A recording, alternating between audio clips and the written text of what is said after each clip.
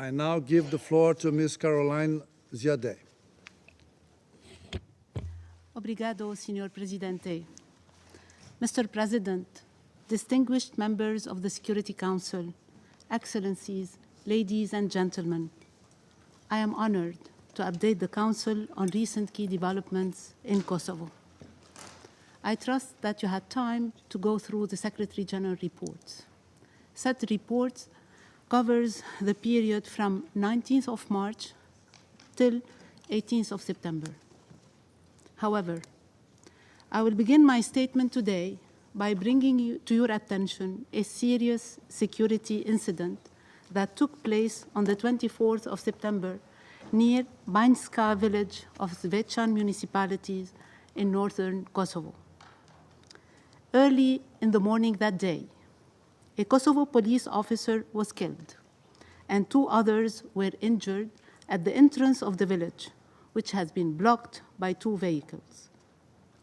Over the course of the day and into the evening, Kosovo police and heavily armed elements engaged in gunfire exchanges, resulting in 4 deaths and a number of arrests.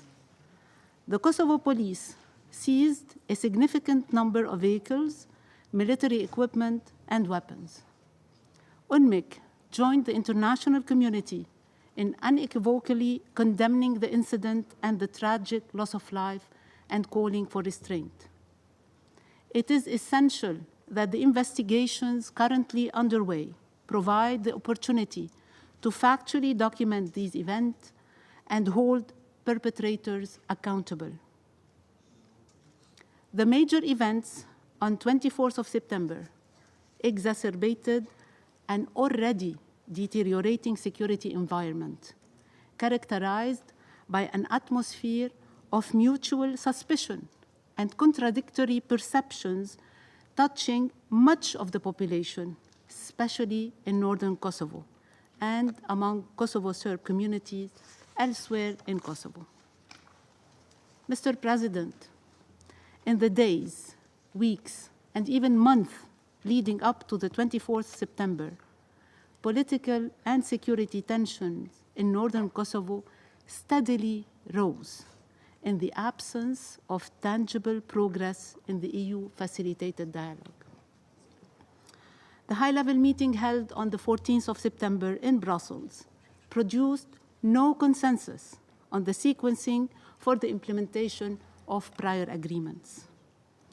This was, yet again, an opportunity missed to engage constructively towards a program for the implementation of the parties' respective commitments under the agreements made in Brussels and Ohrid earlier this year.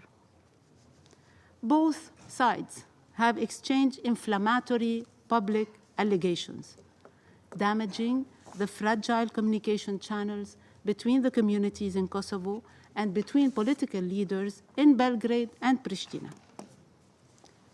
During my interaction with a wide array of interlocutors, including municipal, religious, civil society organizations, and business leaders, the most common sentiments I have encountered are frustration and concern caused by an uncertain future. Tensions and anxiety across Kosovo, reported particularly from members of Kosovo-Serb communities, have been fueled by divisive rhetoric narratives. Rather than stoking tensions through political messages directed at one group, elected leaders bear responsibility for addressing the security needs and broader socio-economic concerns of all segments of society, regardless of ethnic, linguistic, or political background.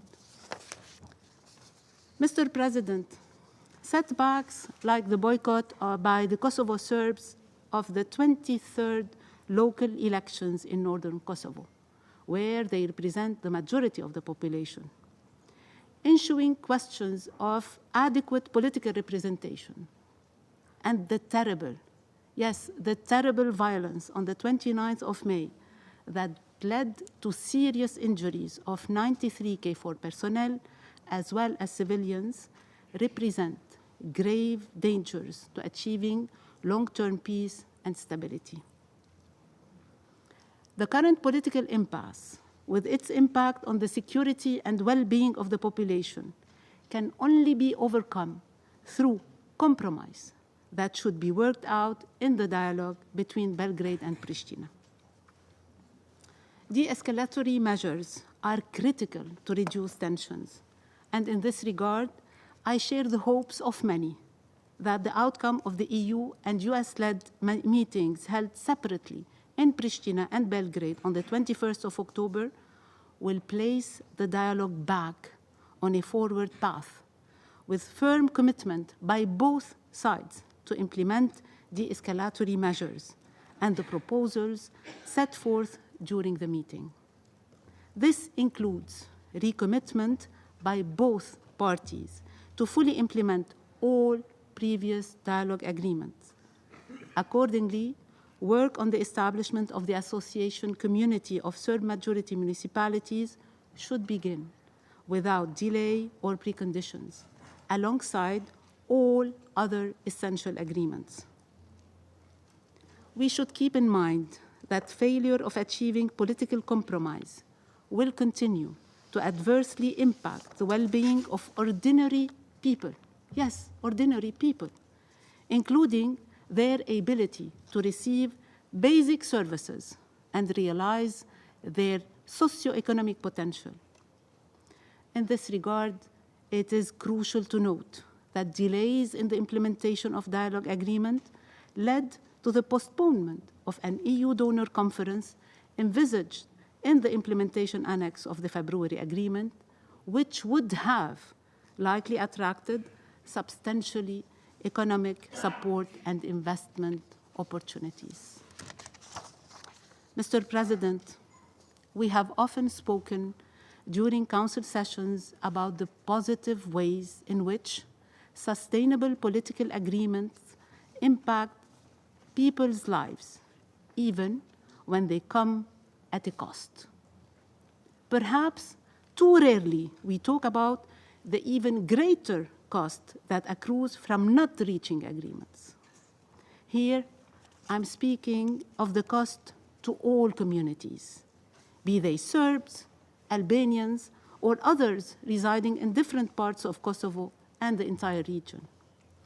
Tension, isolation, and growing lack of trust in political leaders to address people's most immediate interests and legitimate grievances witnessed these past months, and worse, the resort to violence and intimidation by those of ill will threaten the hard-won gains achieved through the EU-facilitated dialogue. Responsible leadership and compromise are required to return to a more productive political process. We know the maxim that there is no sustainable development without peace, and no peace without sustainable development. It could not be stressed enough that regional cooperation and integration initiatives in all forms should be welcomed and prioritized in order to contribute to a more productive dialogue. Peace, prosperity, progress, sustainability, and connectivity were some of the main themes highlighted during the General Assembly, High-Level Week in September, and during the Berlin Process Summit held last week in Tirana. Today, in this august body, I believe that it is of the utmost importance that the international community urges both Pristina and Belgrade to foster purposeful and concerted actions in line with these main priorities, including the observation that no single leader or actor can expect to go it alone in overcoming the present global challenges. Mr. President, I have already pointed out in my statement of April this year, and it should be repeated today, the need for clear and continuous communication with the public on issues affecting their livelihoods, health, and human rights. Issues such land expropriation and the freedom of movement of people and goods, including across the administrative boundary line. The work of rule of law institutions must be anchored in the human rights framework and should be clearly and publicly explained and communicated to avoid misperceptions and ensure equality of all before the law. I have welcomed the adoption of a law regulating the application process for the status of conflict-related sexual violence survivors by the Assembly of Kosovo. I would also encourage authorities to consider the recommendation of the UN Special Rapporteur on Truth, Justice, Reparation, and guarantees of non-recurrence in this regard. Following continued advocacy by UNMIK, UN agencies, and civil society groups for the inclusion of the UN Convention on the Rights of Persons with Disabilities in the Constitution, we welcome the Constitutional Court's decision of the 1st of August this year that paves the way for the inclusion of international human rights norms on the rights of persons with disability within the Kosovo legal framework. Mr. President, this year we mark the 5th anniversary of UNMIK's trust-building agenda. Despite a track record of success in strengthening dialogue, social cohesion, and resilience at the grassroots level, the environment has become more challenging this past year. Nonetheless, we remain strongly committed to continue to work with our partners from all communities in Kosovo to foster communication and understanding among people. Doing so nurtured the ground for acceptance of the difficult but essential compromises necessary to achieve progress in the dialogue at the leadership level. As announced 6 months ago, the Barabar Center was launched with support from UNMIK and the Pristina municipality, partnership at its best. Used in both official languages in Kosovo, Albanian and Serbian. The word Barabar means equality and fairness, and we need equality and fairness.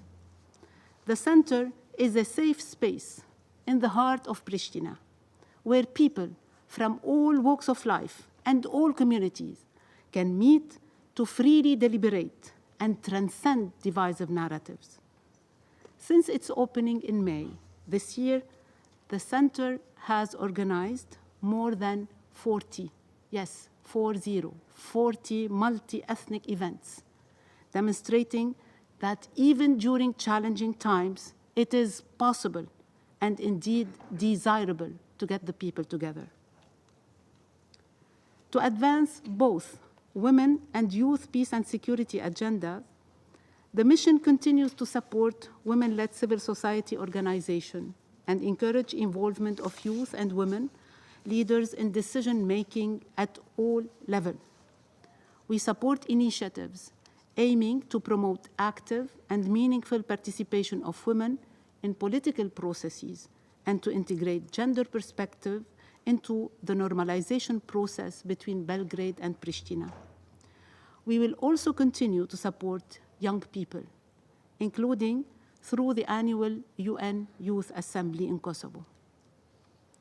The 5th Youth Assembly this year was held at the height of the political tension. Still, more than 150 youth leaders from across Kosovo and the region came together and constructively addressed critical issues, including combating misinformation and hate speech, youth decision-making, and stopping domestic violence, just to name few.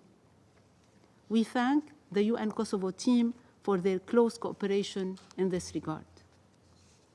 Together with our partners, The mission ensures equal access to justice by improving courtrooms infrastructure, providing free legal assistance and representation to more than 2,000 people from all communities throughout Kosovo, and offering interpretation services. We will continue to do so. I wish to take this opportunity to commend the resilience of local actors, including UNMIK partners, committed women, men, and young people from all communities in Kosovo who, despite divisive narratives and challenging realities, work tirelessly to bring more understanding between their communities.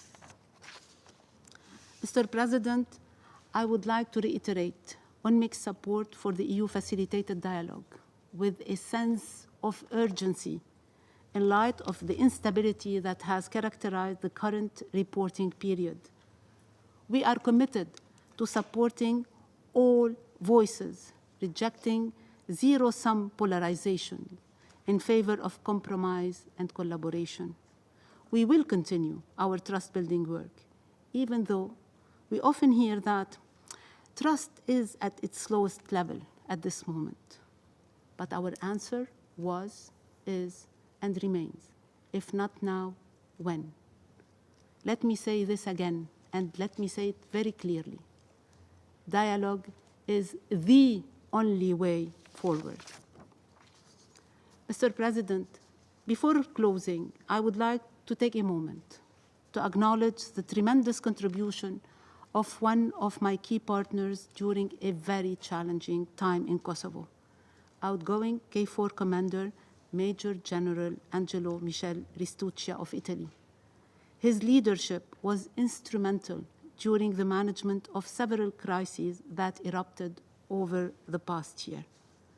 I also extend a special welcome to his successor, Major General Uzkan Ulutaş of Turkey, with whom I know we will enjoy a similarly close working relationship in fulfillment of our common mandate. I conclude by expressing my deep appreciation to you, distinguished members of the Council, for your support. This support is indispensable to UNMIK's continued work to help ensure conditions for a peaceful and normal life for all people in Kosovo. And I thank you, Mr. President. I thank Mrs. Ziadeh for her briefing, and I'll give the